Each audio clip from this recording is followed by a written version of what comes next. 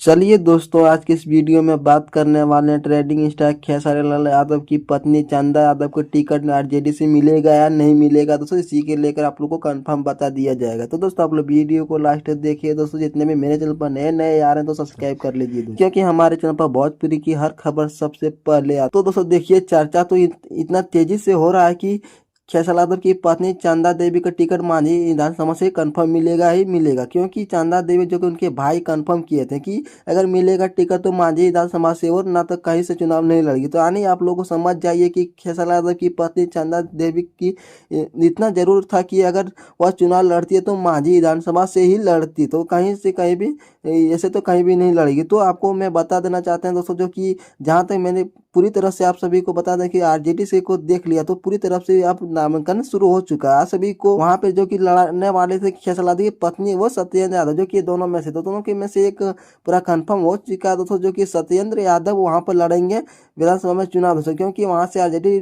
नामांकन का की कंफर्म उसी लिस्ट भी निकल गया दोस्तों, जो कि आप लोग वहाँ लगातार जो कि वो गढ़ वो वहाँ पे खुद यहाँ जो कि सत्येंद्र यादव को टिकट मिला था, उन्हीं का यह फाइनल हुआ कि मानी विधानसभा सीट से दोस्तों। तो यह आपको लोग को जान लीजिए कि खेसारी यादव की पत्नी चंदा देवी टिकट नहीं मिलने वाला है। तो मांझी विधानसभा सीट से सत्येंद्र यादव को खड़ा होंगे तो महागठबंधन की तरफ से दोस्तों। तो दोस्तों यही थी बड़ी खबर ट्रेंडिंग खेसारी यादव के लेकर। तो आप लोग वीडियो के सलाह जरूर बताएं। मिलते हैं नेक्स्ट वीडियो में। धन्यवाद।